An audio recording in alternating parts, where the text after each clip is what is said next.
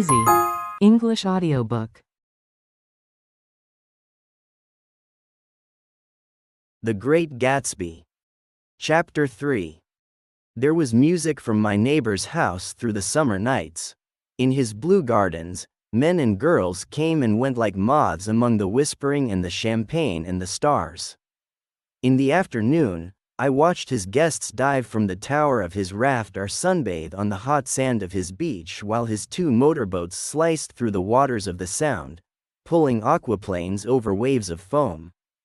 On weekends, his Rolls-Royce acted like a bus, taking people to and from the city from 9 in the morning until long past midnight, while his station wagon zipped around like a yellow bug to meet all the trains. On Mondays, 8 servants, including an extra gardener, worked all day with mops, scrubbing brushes, hammers, and garden shears, fixing the damage from the night before. Every Friday, 5 crates of oranges and lemons arrived from a fruit seller in New York. Every Monday, these same oranges and lemons left his back door in a pile of empty halves. There was a machine in the kitchen that could squeeze the juice from 200 oranges in half an hour if a butler pressed a little button 200 times. At least once every 2 weeks, a team of caterers came down with hundreds of feet of canvas and enough colored lights to make Gatsby's big garden look like a Christmas tree. On buffet tables, sparkling appetizers were placed next to baked hams, colorful salads, pastry pigs, and turkeys cooked to a dark gold.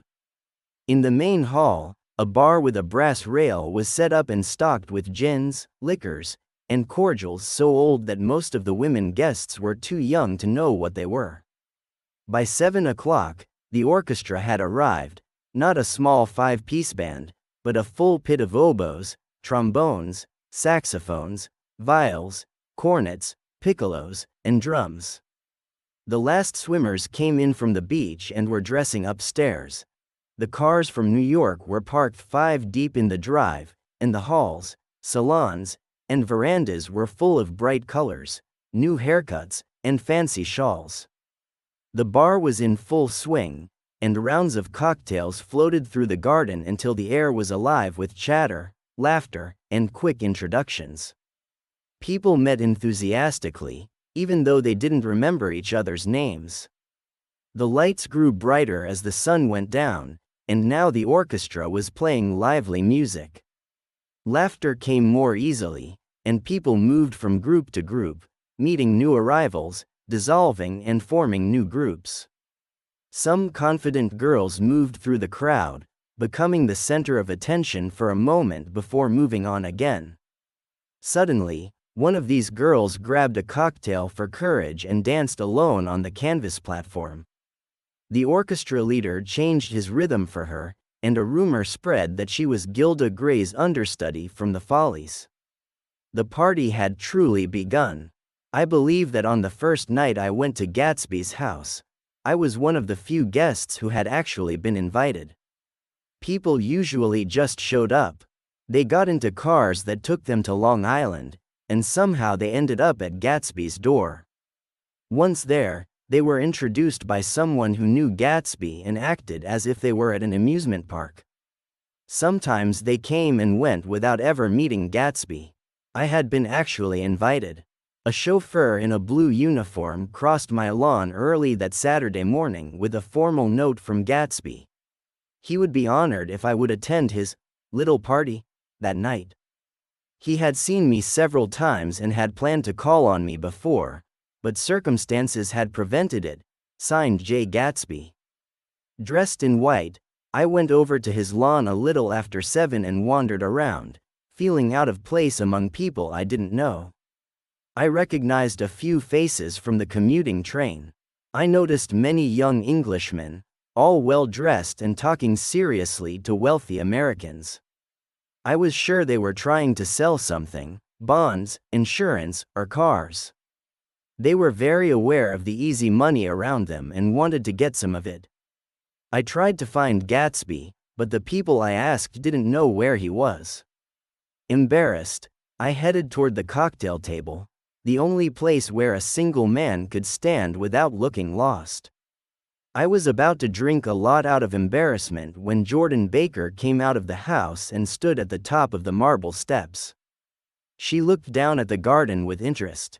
Needing someone to talk to, I walked toward her. "Hello," I shouted, my voice too loud across the garden. "I thought you might be here," she said absently as I came up. "I remembered you lived next door to." She held my hand briefly and then listened to two girls in yellow dresses who stopped at the steps. "Hello," they cried together. "Sorry you didn't win. That was for the golf tournament. She had lost in the finals the week before." "You don't know who we are," said one of the girls, "but we met you here a month ago." "You've dyed your hair since then," remarked Jordan, but the girls had moved on, and her comment seemed directed at the moon.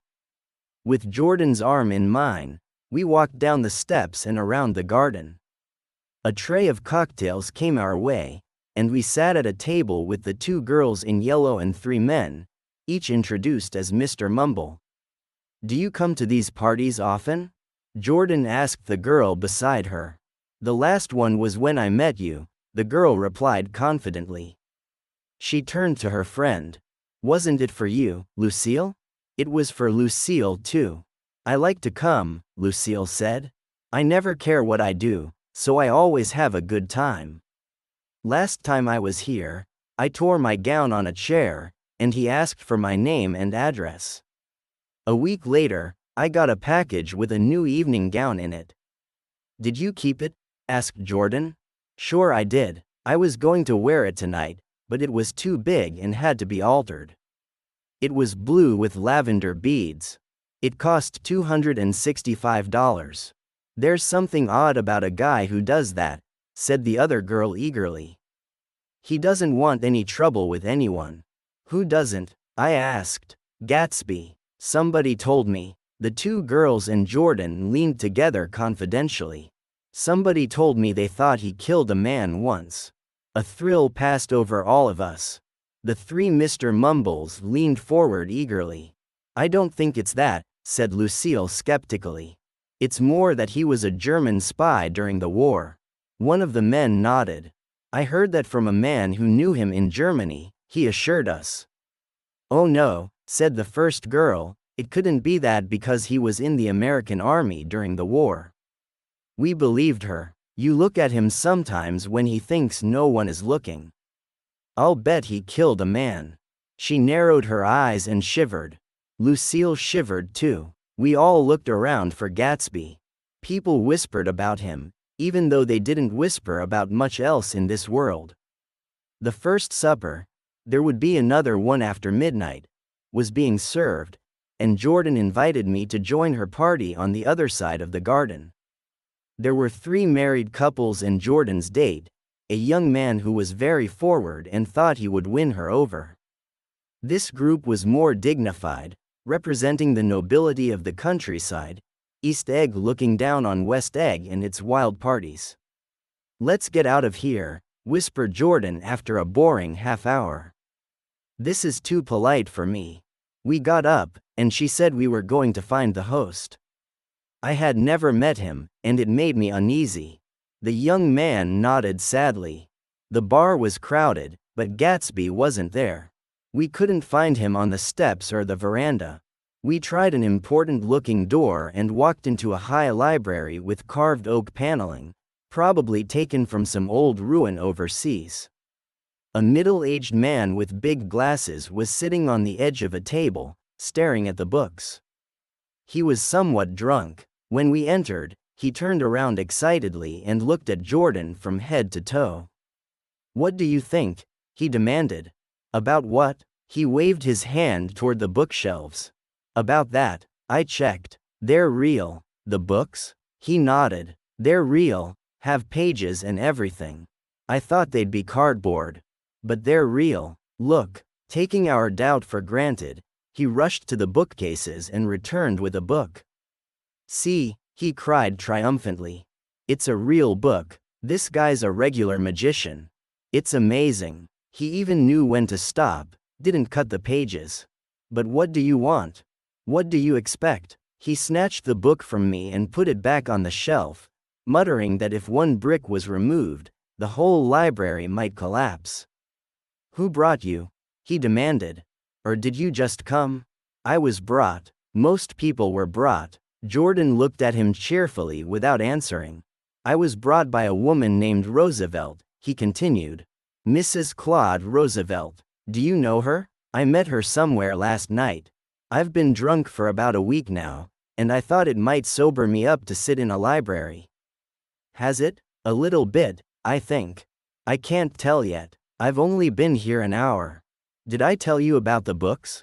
They're real. You told us." We shook hands with him and went back outside. There was dancing on the canvas in the garden.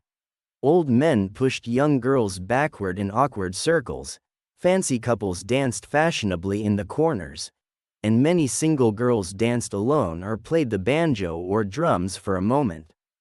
By midnight, the fun had increased. A famous singer had sung in Italian, and a well-known contralto had sung in jazz. Between the songs, people did tricks all over the garden, and happy laughter rose toward the summer sky. A pair of stage twins, who turned out to be the girls in yellow, did a baby act in costume, and champagne was served in glasses bigger than finger bowls.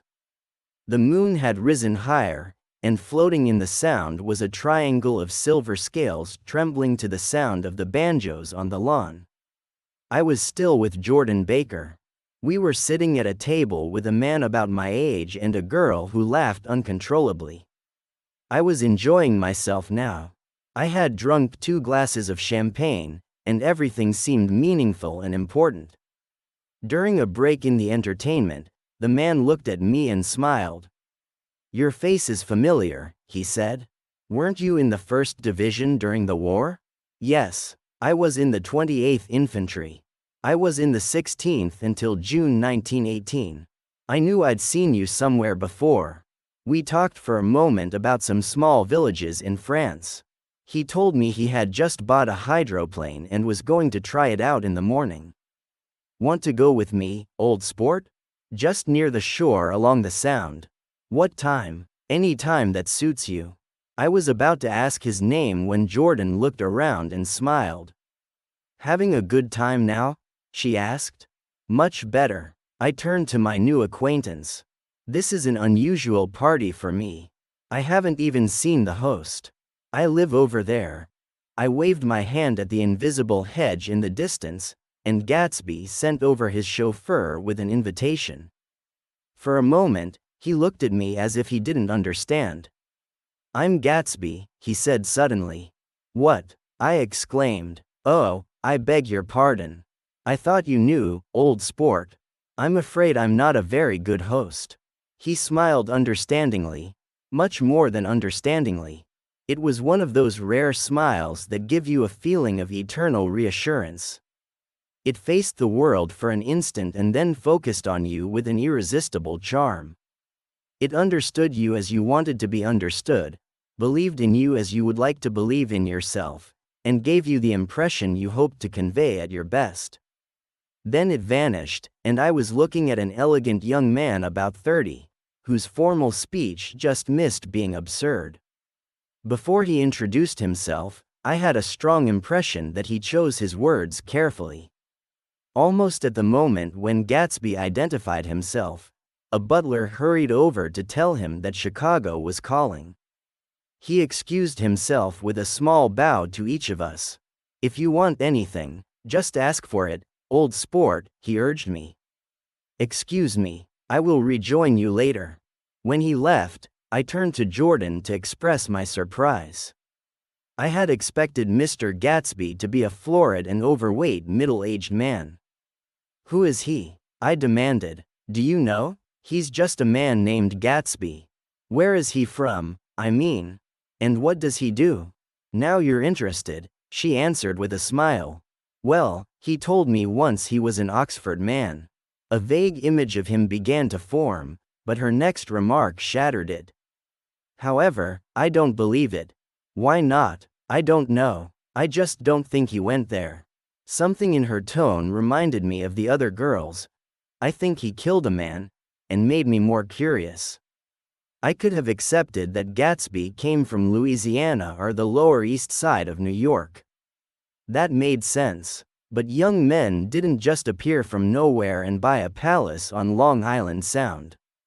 Anyway, he gives big parties, said Jordan, changing the subject. And I like big parties. They're so intimate. At small parties, there isn't any privacy. There was the boom of a bass drum, and the orchestra leader's voice rang out above the noise of the garden. "Ladies and gentlemen," he cried. "At Mr. Gatsby's request, we are going to play Mr. Vladimir Tolstoy's latest work, which was a big hit at Carnegie Hall last May. If you read the papers, you know there was a big sensation." He smiled and added, "Some sensation." Everyone laughed. The piece is called Vladimir Tolstoy's Jazz History of the World. I didn't understand Mr. Tolstoy's composition because just as it began, my eyes fell on Gatsby standing alone on the marble steps, looking from one group to another with approval. His tanned skin was attractively tight on his face, and his short hair looked freshly trimmed. There was nothing sinister about him. I wondered if the fact that he wasn't drinking made him different from his guests. It seemed to me that he grew more correct as the fun increased. When the Jazz History of the World ended, girls were putting their heads on men's shoulders, girls were falling playfully into men's arms, but no one fell on Gatsby. No one danced close to Gatsby, and no singing groups formed around him. "I beg your pardon." Gatsby's butler was suddenly beside us. "Miss Baker?" he inquired. "Mr. Gatsby would like to speak to you alone." "With me?" she exclaimed in surprise. "Yes, madam." She got up slowly, raising her eyebrows at me, and followed the butler toward the house.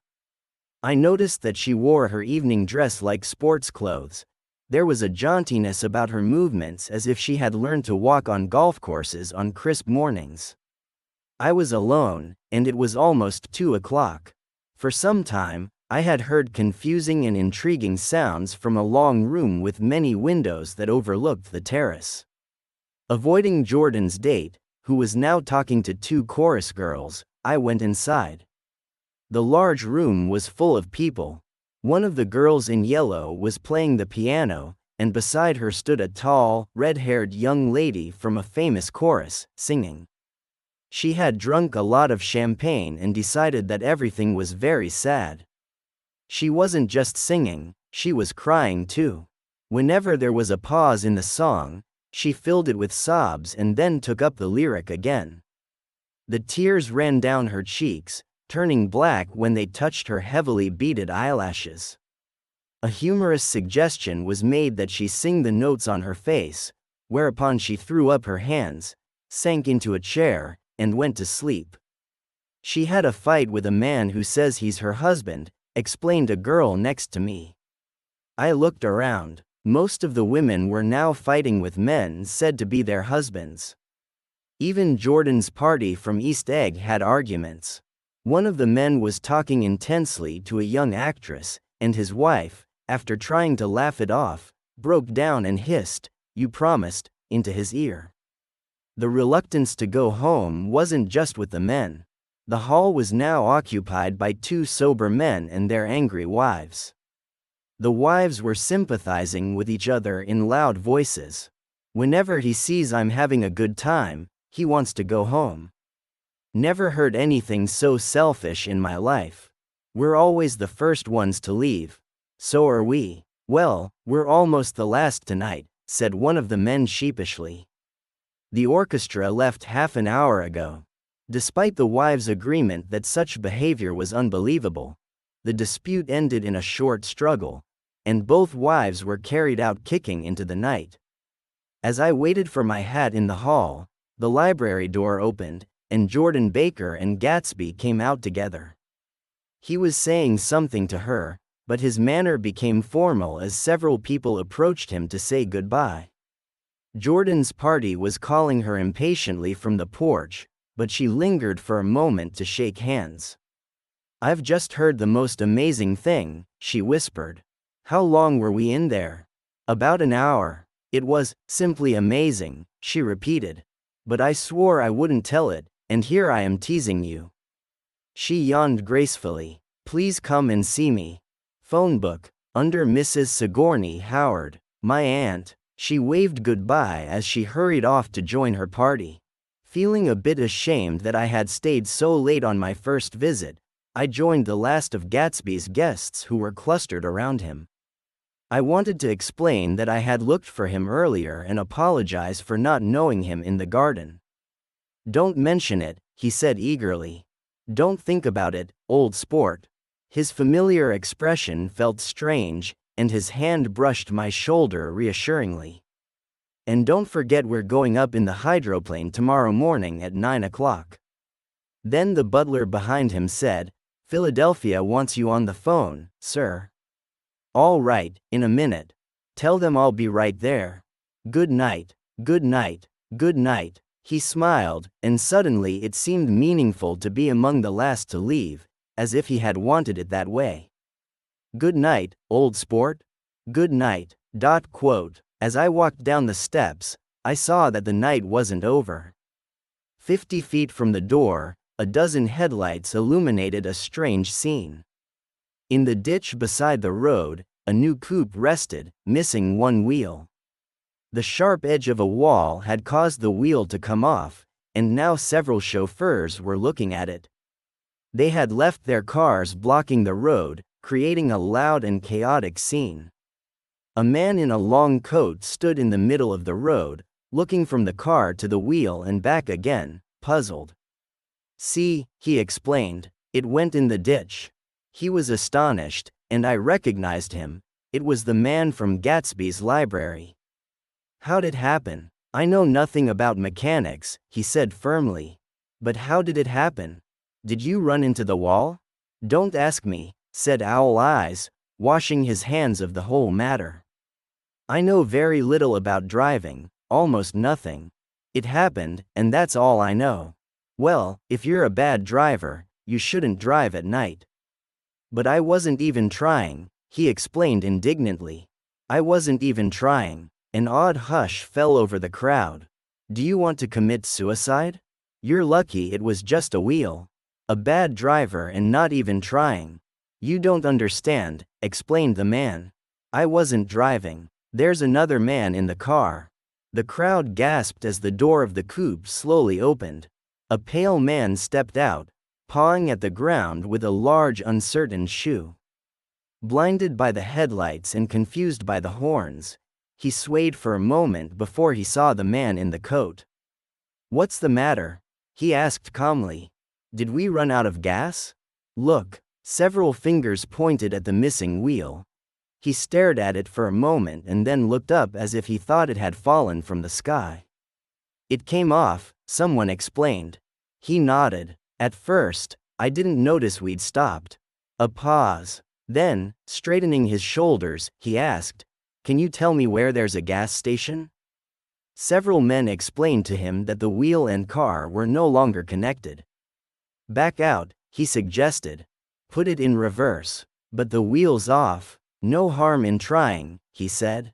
The noise of the horns grew louder, and I turned away and walked home. I glanced back once. The moon shone over Gatsby's house, making the night as fine as before, surviving the laughter and sounds of his glowing garden. A sudden emptiness flowed from the windows and doors, isolating the figure of the host who stood on the porch, his hand raised in farewell. Reading over what I have written so far, I see I have given the impression that the events of 3 nights were all that absorbed me. On the contrary, they were just casual events in a busy summer and didn't absorb me as much as my personal affairs.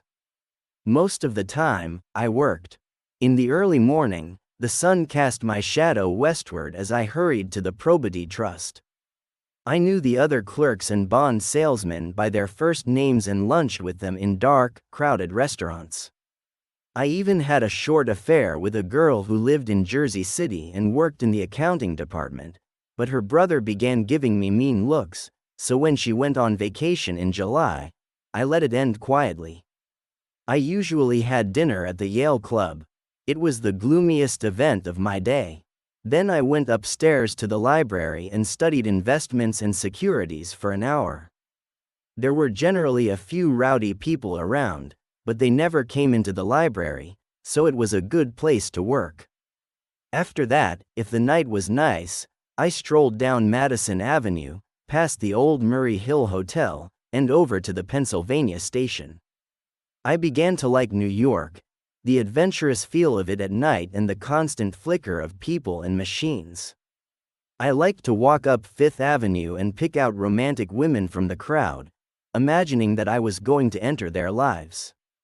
Sometimes I followed them in my mind to their apartments on hidden streets, and they smiled back at me before disappearing into warm darkness.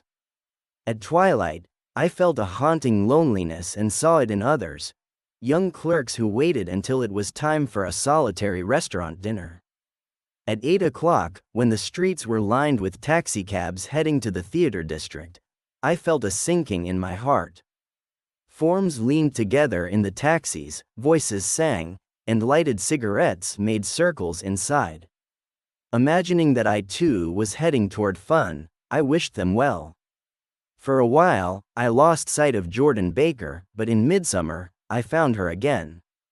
At first, I was flattered to go places with her because she was a golf champion.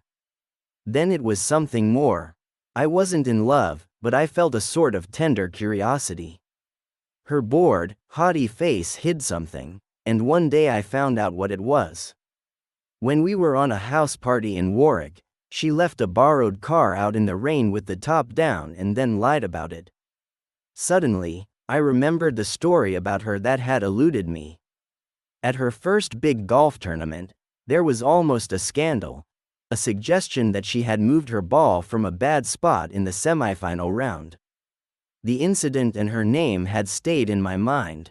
Jordan Baker instinctively avoided clever men because she felt safer where any dishonesty would be thought impossible. She was incurably dishonest. She couldn't stand being at a disadvantage and began lying when she was very young to keep her cool, insolent smile turned to the world and satisfy her body's demands. It didn't matter to me. Dishonesty in a woman is something you don't blame deeply. I was sorry, then I forgot. It was on that same house party that we had a curious conversation about driving. It started because she drove so close to some workmen that our car's fender flicked a button on one man's coat. "You're a terrible driver," I protested. "Either be more careful or don't drive at all." "I am careful." "No, you're not." "Well, other people are," she said lightly. "What's that got to do with it?" "They'll keep out of my way," she insisted. "It takes two to make an accident. Suppose you met someone as careless as you." "I hope I never will," she answered. "I hate careless people. That's why I like you." Her eyes stared straight ahead, but she had deliberately changed our relationship, and for a moment, I thought I loved her. But I am slow thinking and full of rules that act as brakes on my desires, and I knew I had to end things back home first. I had been writing letters once a week and signing them, "Love, Nick," but all I could think of was how the girl had a faint mustache of sweat when she played tennis. There was an understanding that had to be broken off before I was free. Everyone suspects themselves of at least one of the cardinal virtues, and this is mine. I am one of the few honest people I have ever known.